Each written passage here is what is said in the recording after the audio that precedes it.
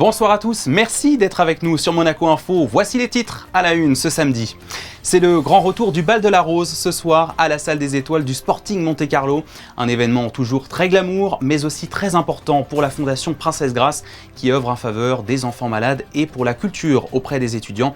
Nous vous emmenons en avant-première dans les coulisses des préparatifs. Nous prendrons ensuite la direction de la capitale américaine, Washington DC, où nous attend notre correspondante pour sa chronique US. Elle porte aujourd'hui sur la réunion annuelle des consuls monégasques en Amérique du Nord. Dans ce journal également, nous reviendrons sur l'événement du week-end en Principauté, l'AMWC, le congrès de l'esthétique et de la médecine anti-âge.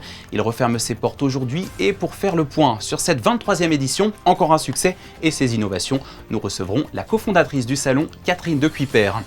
Une page de sport aussi avec la dernière ligne droite de l'Euroleague pour la Roca Team. Après sa victoire décisive jeudi face aux hommes de l'Olympiakos, leader de la compétition, quel bilan tirer de cette saison régulière et que faut-il attendre pour les 2 dernières semaines? Pour en parler, Yann Onona, grand reporter basket au journal L'Équipe, sera notre deuxième invité. Et puis à la fin de ce journal, nous vous ferons découvrir une compétition d'un autre genre cette fois, un tournoi de bridge régional pour les enfants auquel participent des Monégasques, bien loin des clichés qui collent à la peau de nos aînés en général. Mais avant, quelques images pour commencer ce journal de l'inauguration du centre de pilotage et de loisirs Box 98 hier soir aux terrasses de Fontvieille. Le couple princier était présent aux côtés de plusieurs autres personnalités comme le champion de Formule 1 Carlos Sainz Jr. Ils se sont même offerts quelques tours de piste sur le circuit de karting électrique flambant neuf. Je rappelle que ce projet d'espace de loisirs à destination de la jeunesse monégasque était un souhait du gouvernement princier et du Conseil national. Mission réussie donc, ouverture au public prévue mardi prochain, 1er avril. De l'autre côté de la Principauté, c'est une tradition glamour qui fait son retour ce soir dans la sublime salle des étoiles du Sporting Monte-Carlo, transformée pour l'occasion en plage caribéenne. Je parle bien sûr du Bal de la Rose. Après le disco l'année dernière, c'est le thème Sunset qui a été retenu cette fois par Christian Louboutin, une nouvelle fois désigné directeur artistique. Sarah Nkari et Camille Caloni ont rencontré le grand créateur en plein préparatif. Palmiers, ananas et couleurs tropicales. C'est aux Caraïbes, à l'heure du coucher de soleil, que Christian Louboutin a souhaité transporter les 800 convives du Bal de la Rose cette année. À un peu plus de 24 heures de son ouverture, le décor prend forme, tandis que le créateur de la célèbre semelle rouge règle les derniers détails. Là, cette année, les roses, elles ont été un peu transformées en ananas, puisque à cause du côté tropical. Donc ça représente plusieurs équipes qui se mettent ensemble, qui font un travail formidable. Les équipes ici déjà, mes équipes à Paris. Donc pas mal de mobilisation, mais tout ça vraiment toujours très sympathique. Les couleurs, après le thème, voilà, les artistes. Enfin, c'est beaucoup de choses auxquelles il faut penser. C'est pour ça qu'il vaut mieux y penser tôt pour pouvoir se donner des défis et pouvoir aussi changer en cours de route s'il y a un problème ou s'il y a une chose qui fonctionne pas, ce qui arrive toujours et ce qui est tout à fait normal. Succédant à Karl Lagerfeld dans l'exercice en 2020, Christian Louboutin peut compter sur Françoise Dumas qui orchestre le tout depuis maintenant 30 ans. Chaque année, on essaie de retrouver un thème qui soit joyeux pour le public et qui donne envie de danser, puisque c'est l'idée du bal. Il y a plus de 80 artistes sur la scène, ce sont surtout des groupes musicaux. Certains viennent de la Guadeloupe, d'autres régions des Caraïbes. Le mercure est déjà bien haut dans la salle des étoiles, pas de raison qu'il redescende, d'autant qu'en plus de l'ambiance musicale, des danseurs venus du monde entier partageront la scène. Quant au menu, il a été élaboré par le chef martiniquais doublement étoilé Marcel Ravin. Le cocktail parfait pour une soirée réussie. Dans moins d'1 heure désormais, chacune de ces chaises en bambou sera occupée. Voilà, un événement qui, je le rappelle, est présidé par son Altesse Royale la Princesse de Hanovre et donné au profit de la Fondation Princesse Grace, fondation qui œuvre en faveur des enfants malades et à travers des projets culturels à destination des étudiants. Partons à présent aux États-Unis. C'est l'heure de la chronique US proposée par notre correspondante permanente. Cette semaine, ce n'est pas à New York, mais dans la capitale américaine, Washington DC, que l'on vous retrouve. Alexandra Pani, bonsoir. Quelle est votre actualité du jour ? Oui, bonsoir à vous. Comme vous l'avez dit, je me trouve à Washington DC pour un double événement. Ce week-end démarre le festival Earth to Space au Kennedy Center, mais je vous en parlerai plus en détail dans une prochaine édition. Pour l'heure, je vous propose de revenir sur la réunion annuelle des consuls monégasques en Amérique du Nord. Qui sont-ils et quelle est leur vocation? Je vous propose de découvrir tout cela dans le reportage qui suit. Ils sont au nombre de 14 répartis entre les États-Unis et le Canada. La majorité d'entre eux sont consuls honoraires. Seul New York compte un consulat général de carrière. Mais tous ont pour vocation de représenter la principauté et d'apporter soutien et assistance si nécessaire aux ressortissants monégasques résidents ou de passage dans leur région. It's a great honor to be able to work with and to represent Monaco in the United States and to work on behalf of mutual opportunities for the United States and Monaco to further science, protect our environment, and to really create collegiality between two great nations. First was introduced to Monaco when I was a college student, and I met this young man named Albert Grimaldi, and as a student, a classmate at Amherst College in Massachusetts. We became friends, and I learned about this very important place and grew to love it. Le prince Albert m'a demandé il y a 10 ans, 12 ans. Monaco, pour moi, c'est un rêve, c'est toujours un rêve. Et je suis très fière d'avoir grandi là-bas. Mes parents ont aménagé là-bas quand j'avais 3 ans. J'étais à l'école, au pensionnat des Dames de Saint-Maur. Et j'ai vécu longtemps à Monaco, puis à Londres, et puis je suis venue aux États-Unis. Vous l'aurez compris, des personnalités choisies par le prince souverain pour leur lien étroit avec la principauté et pour entretenir de bonnes relations avec ses consuls, mais aussi les tenir informés de l'actualité monégasque. L'ambassadrice Maggie Macariodol organise chaque année une réunion à leur attention. Pour nous, c'est important que nos consuls soient au courant des différents événements que nous mettons en place, des raisons pour lesquelles nous les organisons. Ça nous donne aussi la possibilité d'inviter des conférenciers à venir présenter aussi leur sujet, pouvoir accueillir ici au cours de cette réunion des conférenciers tels que Jared Matthew, le CEO d'Astrolabe, et aussi le représentant du Smithsonian Institute qui est venu faire une présentation sur la programmation du 250e anniversaire des États-Unis. Ça leur permet aussi de se reconnecter avec la principauté. Et nous aussi de travailler sur ce qui s'est passé à Monaco, de pouvoir leur expliquer ce qui se passe au gouvernement, les activités, les modifications, la loi, l'économie. Et ça leur permet aussi à eux de nous poser des questions, d'approfondir certains sujets, de répondre à leurs préoccupations. Et nous aussi de les interroger sur leur circonscription, sur comment ils voient l'évolution du pays dans leur circonscription, que ce soit politique ou économique, et de nous faire part de leur retour d'expérience, parfois avec des cas qu'ils ont eu des monégasques ou des sociétés. Monaco compte des représentations consulaires dans de nombreux pays. Alors pour votre prochain séjour, vous saurez à présent que vous pourrez faire appel à l'un des consuls de la principauté à l'étranger si nécessaire. Et oui, un conseil à bien garder en tête. Merci beaucoup Alexandra et on vous retrouve lundi pour le bilan de ces événements du week-end. En attendant, retour à Monaco où un autre rendez-vous incontournable a investi la principauté pour 3 jours, c'est l'AMWC, le salon de l'esthétique et de la médecine anti-âge. La 23e édition installée dans les couloirs du Grimaldi Forum se termine aujourd'hui. Pour en faire le bilan et évoquer les réflexions sur le sujet, nous recevons ce soir sa cofondatrice Catherine de Cuypers. Bonsoir à vous. Bonsoir. Et merci d'être avec nous sur Monaco Info. Alors, ce congrès né à Monaco est reconnu aujourd'hui comme le plus gros au monde dans le domaine de la médecine esthétique et anti-âge. L'année dernière, on comptait plus de 15 000 participants, 300 conférenciers, 130 nationalités représentées parmi des professionnels. Les chiffres sont vertigineux. J'imagine que ça n'a pas changé cette année ?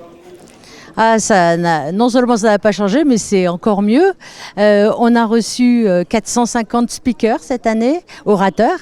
On a sans doute, on finalisera les chiffres, mais on va dépasser les 17 500, 18 000 participants. C'est un énorme succès. Je vous avoue qu'on n'attendait pas un aussi grand succès. On devient véritablement le congrès le plus important au monde dans ce domaine. Et le programme n'a pas trop changé non plus ? Alors le programme évidemment, il évolue chaque année. Cette année, au lieu d'avoir déjà 10 salles de conférence, on en a 13. C'est ce qui explique que les orateurs sont au nombre de 450 forcément. Donc ça fait une offre plus importante. On se rend compte que 10 salles, sur 3 jours, ça ne suffit pas pour développer tous les sujets qui sont intéressants. Alors pour rentrer dans le vif du sujet, c'est vrai qu'on se répète, mais on sait que l'esthétique est devenue une véritable mode et donc également un business de grande ampleur à travers le monde. Mais ce congrès refuse de naviguer sur cette tendance, il propose un autre regard. Absolument, on souhaite rester dans les limites de ce qui doit se faire pour la santé, parce que l'esthétique, c'est un bien-être, c'est quelque chose d'important. Bon, ne parlons pas de la médecine anti-âge qui est encore plus important pour le bien-être, mais il n'est pas question aujourd'hui de continuer à transformer les gens en des clones, des jeunes femmes qui se ressemblent. Donc il y a véritablement une marche arrière sur ce qui commençait à arriver. Aujourd'hui, on est plus sur... on arrête ce qu'on appelle les pillow face, vous savez, les visages oreillers, type oreiller, qui sont trop gonflés. On va plus miser sur la qualité de la peau. Il y a tous les biostimulateurs, on appelle ça les biostimulateurs de collagène, qui sont l'hydroxylapatite ou l'acide polylactique, et qui permettent de redonner à la peau une qualité plus importante, meilleure qualité de peau que simplement avec des fillers. Alors dans ces biostimulateurs, il y a également de l'acide hyaluronique qui sert à faire des comblements. Donc tout ça se mélange un peu pour arriver à faire quelque chose de plus harmonieux. En fait, pour résumer, vous, Catherine Decuyper, vous plaidez justement pour apporter de l'éthique à l'esthétique, parce que c'est un domaine qui, d'après vous, en manque. Pourquoi est-ce qu'il en manque d'éthique, ce domaine? Qu'est-ce qu'il faut changer concrètement?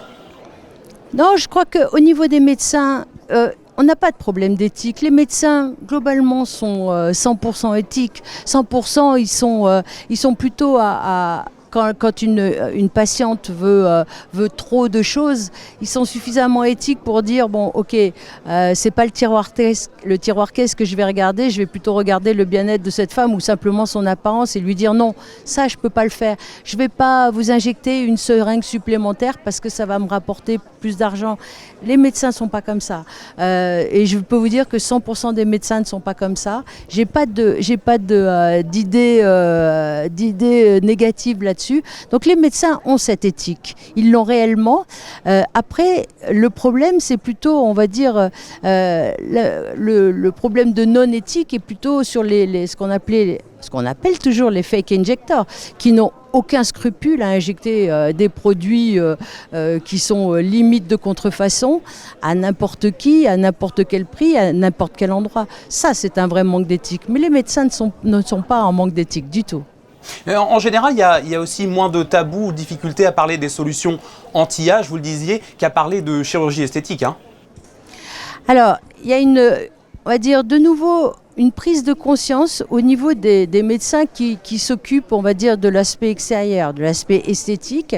Ils commencent à prendre un petit peu plus en compte l'aspect intérieur, en particulier pour les femmes qui sont en période de périménopause. Donc ils comprennent que ça a beaucoup d'influence aussi sur leur travail. Le travail d'esthétique est amélioré si il y a un traitement, une prise en charge de la ménopause. Ça arrange la qualité de la peau également. Donc ça, c'est un peu le thème global. Ça a été à l'origine du congrès, c'était la prise en charge intérieure et extérieure. Et de plus en plus, en fait, il y a un croisement entre ces deux spécialités, intérieure et extérieure, qui fait que la prise en charge devient plus globale. Catherine Decuyper, cofondatrice du congrès de l'esthétique et anti-âge, l'AMWC, qui se termine ce soir au Grimaldi Forum. Merci d'avoir été avec nous sur Monaco Info. Merci à vous, bonsoir. C'est la tradition pour les étudiants de 3e année de l'école supérieure d'art plastique, le pavillon Bozio. Chaque année, ils livrent leur travail au public et à ses appréciations. Cette fois, l'exposition s'appelait Leaving the Ground et invitait à quitter terre. Le vernissage avait lieu jeudi soir à la salle du quai Antoine Ier, où se sont rendus pour l'occasion Sarah Inkari et Alexandra Marangoni. Un terrain de jeu de 1000 mètres carrés, c'est ce qui a été offert à la trentaine d'étudiants de 3e année du pavillon Bozio pour qu'ils puissent exposer leur travail le temps d'une soirée. Sans thème imposé, l'idée de la mort était néanmoins particulièrement présente. C'est une coïncidence sur cette promotion-là, oui. D'ailleurs, c'est pour ça que le titre est Leaving the Ground et c'est quelque chose qui a été choisi par la plupart de la promotion et qui a semblé assez logique finalement. On ne demande rien, nous on essaye de leur faire peut-être un pas de côté par rapport à leurs propres travaux pour qu'ils se rendent compte de comment ça peut se déployer dans l'espace et comment on peut améliorer la lisibilité de ce qu'ils proposent. Valentine, par exemple, a souhaité sensibiliser les visiteurs aux maladies mentales à travers son œuvre réalisée à base de fils de fer et de laine. Ici, c'est plus sur le trouble anxieux et sur ces pensées qui nous parasitent. Et donc c'est une installation où quand on est dedans, on voit toutes ces pensées autour de nous et on peut mieux se rendre compte justement de ces maladies qui sont totalement invisibles. C'est des poèmes que j'ai écrits moi et je voulais vraiment essayer de créer un cocon, donc de les mettre à des hauteurs différentes, de jouer aussi avec les ombres sur le mur. Je me suis rendu compte qu'on lisait beaucoup mieux les ombres que les phrases. Et donc voilà, c'est plein de tests qui m'ont permis d'arriver à ça aujourd'hui. L'exposition a été ponctuée de performances, une première autour de création textile et une deuxième plus théâtrale sur le travail de peintre. Voilà comment le public a été invité jeudi à quitter la Terre le temps de quelques heures. Et nous, on va revenir sur Terre un instant, dans la Terre précisément. C'était il y a un an, souvenez-vous, un grand point de compostage avait été installé au parc Princesse Antoinette, avec notamment l'appui de la mairie de Monaco. L'idée était d'accélérer les bonnes pratiques pour une meilleure gestion des déchets en principauté et que tout le monde, dont l'école voisine des Révoirs, puisse en profiter. Un an après, le composteur a-t-il toujours du succès? Réponse avec Sarine Cary et Arnaud Imbert. Parce que les bons gestes pour la planète s'apprennent dès le plus jeune âge, ces élèves de l'école des Révoirs, ici de CE2 et de CP, se rendent tous les jours au parc Princesse Antoinette pour composter les déchets organiques de la cantine. J'ai ramené de la salade avec des tomates. Ils vont être dégradés par les insectes. Et c'est important de réduire les déchets ? Oui, c'est important pour l'environnement et pour le parc, ça sert aussi à faire pousser les plantes. Effectivement, ce compost sera utilisé par les jardiniers pour entretenir les espaces verts. Entre 4 et 6 seaux comme cela sont amenés quotidiennement par les élèves. Une petite pause dans la journée, mais grandement nécessaire. C'est très important de les engager dans cette mission parce que jusqu'à présent on a beaucoup axé sur le recyclage des déchets et je pense que ça c'est acquis pour tout le monde, mais la réduction des déchets c'est un objectif je pense qui reste vraiment à travailler. Si cette revalorisation est possible, c'est grâce à la mairie de Monaco qui a installé ces bacs accessibles à tous il y a presque un an. C'est assez simple en fait en tout cas d'utilisation. Après ce qu'il faut savoir c'est que de toute manière quand vous arrivez ici vous êtes aidé par les jardiniers si vous avez besoin puisqu'ils ont tous une formation justement pour gérer ce compost. Donc vous pouvez demander des renseignements, des explications. Et il y a justement aussi un affichage qui est présent pour vous expliquer donc, la démarche à adopter. Plus d'excuses donc pour ne pas s'y mettre. Les petits de 6 ans en sont capables. D'ailleurs, c'est l'heure pour eux de retrouver le chemin de l'école. Nous en parlions hier dans votre journal. En basket, la Roca Team progresse en Euroleague et a presque réussi à se qualifier pour les playoffs jeudi à l'occasion de la 32e journée face à l'Olympiakos, le numéro 1 du classement. Les Monégasques conservent leur belle 4e place et à 2 semaines de la fin de la saison régulière, ils peuvent encore surprendre. Pour évoquer leur saison et la dernière ligne droite de l'Euroleague, nous accueillons Yann Onona. Bonsoir à vous.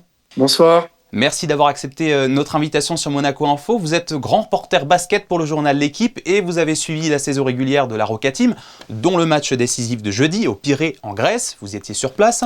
D'abord, une première question forcément sur votre réaction à froid à propos de cette victoire 80-77. Elle n'était pas écrite d'avance face au leader. Non, pas du tout. C'était même, on s'attendait même à une situation très difficile, un match très difficile. Et Monaco, Olympiakos ont développé une rivalité depuis que Monaco est arrivé en Euroleague, puisque dès la première saison, ils se sont joués en quart de finale. Et le match 5 s'était joué au Pirée, dans ce stade, et avait été un crève-cœur pour Monaco, puisqu'ils avaient perdu dans les dernières secondes. Oui, donc 20 victoires et 12 défaites au total pour la Roca Team en Euroleague, dont la victoire de jeudi. Comment vous traduisez ces résultats globalement sur la saison? Quel est votre bilan? Honnêtement, c'est une excellente saison, encore une fois pour la Roca Team, et j'ai même envie de dire un peu inattendu parce qu'il y a eu pas mal d'aléas, un changement d'entraîneur, pas mal de joueurs blessés. Mike James, qui est quand même la superstar, revenait en début de saison d'une opération au dos. Donc c'est pas rien, surtout à son âge, à ce niveau-là. Je veux dire, pour retrouver ses jambes, c'est compliqué, ça lui a pris du temps. Mais honnêtement, on a vu que là, il commence à revenir au niveau qu'on lui connaissait. Donc Monaco est maintenant dans une position très favorable. Et il faut bien voir que dans l'Euroleague cette année, quand on perd un match, on peut passer de la 3e à la 7e place ou à la 8e place. Cette victoire-là est importante. Il reste 2 matchs. Monaco reçoit le Panathinaikos dans la salle duquel je me trouve actuellement à l'heure où on se parle. Et ensuite se déplacera à Lasvel. Mais ils sont en position très favorable pour être dans le top 4. Bon, avec des éléments aussi remarquables que Jaron Blossomgame qui a accusé jeudi d'un record de 18 points en Euroleague et un Mike James qui reste après tout le meilleur marqueur de l'histoire de la compétition. Est-ce qu'on peut avoir quand même de bonnes raisons de croire que l'emporter face au leader, c'est avoir les moyens de l'emporter face à tous les autres ? C'est exactement ça. En tout cas, ce qui est sûr, c'est que les joueurs ont l'air de revenir en forme au meilleur moment. Daniel Theis, la dernière recrue, et apporte quelque chose vraiment d'essentiel. Il a apporté de l'intensité en défense. Il a un QI basket énorme. Donc tout ce qu'il fait dans ses mouvements, dans ses déplacements, dans ses prises de rebond, dans ses prises de position, c'est toujours juste. Il fait très peu d'erreurs et il apporte énormément sur tous les plans à l'équipe. Jaron Blossomgame, vous l'avez signalé, fait son record de points cette saison, toutes compétitions confondues sur le parquet d'Olympiakos. Et ce qu'il faut signaler, c'est qu'il a aussi défendu pendant tout le match sur Sacha Vezenkov, qui est l'ailier fort d'Olympiakos et qui est le probable futur MVP de la compétition. Donc le match qu'a fait Blossomgame à Olympiakos, c'est un match énorme, majeur. Alors on va insister encore un peu sur le prochain rendez-vous. Je le rappelle, donc la prochaine occasion de se qualifier pour les playoffs, c'est jeudi prochain à 19h face aux hommes du Panathinaikos. Donc on se souvient de leur dernière rencontre fin novembre. Monaco l'avait emporté 91-88 face au club qui était pourtant tenant du titre européen l'année dernière. Quel est votre état d'esprit jeudi ? Quelles attentes concrètes il faut avoir selon vous ? Le Panathinaikos n'est pas dans sa meilleure forme de la saison. C'est les champions d'Europe, comme vous le disiez, mais il leur manque plusieurs joueurs à l'intérieur, notamment un Français qu'on connaît bien, Mathias Le Sort, que j'ai pu rencontrer pendant sa rééducation ici, et qui reviendra peut-être au moment des playoffs ou un peu plus tard, mais il n'y a aucune certitude pour l'instant. Mais pour l'instant, il y a une opportunité, parce que le Panathinaikos n'est pas le champion d'Europe qu'il était la saison dernière, et Monaco, qui est en bonne forme, au contraire, doit entretenir sa dynamique, ne doit pas laisser passer l'occasion la semaine prochaine. Autre chose, pour finir, un petit mot quand même sur le comportement de l'équipe en championnat, la veille du match contre Portel demain après-midi. Qu'est-ce qu'on peut en dire ? Ils sont fidèles à eux-mêmes, Monaco en championnat, et honnêtement, malgré tout ce que les joueurs ou le coach pourront vous dire en conférence de presse, je ne pense pas que le championnat soit leur préoccupation actuellement. Donc évidemment, il faut faire le travail, mais honnêtement, la tête va être, à partir de maintenant et jusqu'au quart de finale, la tête va être à l'Euroleague et c'est normal. Voilà ce que l'on pouvait dire sur cette saison de la Roca Team. Beaucoup de choses à relever, mais beaucoup de bonnes choses surtout. Merci à vous, Yann Odona, qui suivez la compétition pour le journal L'Équipe, d'avoir été notre invité pour tirer votre bilan. Merci beaucoup. Avec plaisir, merci. Dans un autre registre à présent, savez-vous jouer au bridge ? On pense souvent qu'il s'agit d'un divertissement surtout populaire chez nos aînés. Eh bien sachez qu'il est de plus en plus pratiqué aussi par les jeunes. Au point qu'à Monaco, il existe une fédération de bridge qui leur apprend ce jeu. Et un tournoi régional vient même d'être organisé cette semaine à Antibes-Juan-les-Pins avec de jeunes représentants monégasques. Fabien Bonilla et Sylvain Peroumal ont pu y assister. Avec ou sans atout, un joueur fait le mort, un de cœur, deux de trèfle, buffalo, baiser à l'arène, impasse d'Oslo, chicane, double ton. Pour les joueurs de bridge, c'est compréhensible. Et pour les non-initiés, cela ressemble à une parodie du Camoulox de Cadet Olivier. Ce sont pourtant des termes de ce jeu de cartes assez complexe et très tactique. 20 jeunes de 10 à 12 ans, représentant les établissements de la Principauté, ont participé à cette compétition régionale qui a été organisée pour la catégorie première année à Antibes-Juan-les-Pins. En tout, 42 participants, venant donc de Monaco, mais aussi du Luc, de Roquefort-les-Pins ou par exemple de Cannes. L'intérêt de cette compétition est de valoriser un petit peu tous les efforts qu'ont fait les gamins depuis le mois d'octobre pour apprendre le bridge. Le but n'est pas de leur apprendre à jouer au bridge, mais de leur apprendre à réfléchir, à faire du calcul mental, et ils se débrouillent pas mal. Ces jeunes se sont regroupés par pairs pour participer à cette compétition. Pas forcément des pairs monégasques, certains ont joué avec des représentants d'autres villes de la région. Le bridge, un jeu de cartes où le stéréotype serait plutôt des femmes anglaises d'un certain âge autour d'une tasse de thé. À la base, c'est un jeu de vieux papier apparemment, mais pour moi, c'est l'inverse. C'est un jeu intéressant et important pour tout le monde. C'est en premier ma prof de maths qui me l'a proposé. Et après, un jour, j'ai essayé et j'ai bien aimé et donc j'ai continué à en faire. Je fais le bridge parce que c'est très mathématique. Il faut réfléchir. C'est surtout que j'aime bien. Je trouve que c'est tactique. Ça fait travailler le cerveau. Je fais le bridge surtout pour m'amuser avec tout le monde, apprendre les règles, faire un jeu de cartes de plus et passer du bon temps avec mes amis. Je suis tellement contente d'avoir été qualifiée et j'espère que je vais rendre fière mon arrière-grand-mère car quand j'étais petite, on jouait ensemble. À la fin de ce tournoi régional, 6 pairs ont été sélectionnés pour participer au championnat de France qui se dérouleront à Nantes les 7 et 8 juin. Et parmi ces 6 pairs, la jeune Alexandra Malicheva, une représentante scolarisée à l'école Saint-Charles. Le fameux SAS Restaurant & Lounge vient d'inaugurer sa nouvelle adresse en Roumanie, dans la capitale, Bucarest, au sein du prestigieux hôtel Corinthia Bucarest. L'enseigne s'était déjà installée auparavant en Arabie Saoudite et ouvrira aussi cette année un restaurant de plage au Portugal. La Roumanie, c'est donc une occasion supplémentaire pour Monaco de rayonner à travers le monde. Quelques mots des réjouissances de Pâques. Notez un peu en avance qu'une distribution de friandises se déroulera mardi 15 avril au foyer Régnier 3 pour tous les membres de l'Amicale des aînés monégasques. Mardi 15 avril au 1er de l'avenue de la Quarantaine de 14h30 à 17h. Voilà, c'est la fin de cette édition. Merci à tous de l'avoir suivi. Dans un instant, les prévisions météo de votre dimanche présentées par Sarah Inkari qui reviendra d'ailleurs sur le changement d'heure cette nuit, n'oubliez pas. On se quitte avec les images de l'inauguration hier de l'espace de loisirs Box 98 à Fontvieille, capturé par Manuel Vitali. Et puis en ce 29 mars, un petit clin d'œil, on souhaite un joyeux anniversaire à l'Automobile Club de Monaco, qui porte son nom actuel depuis 100 ans, 1925. Excellente soirée à tous, à demain, 18h30.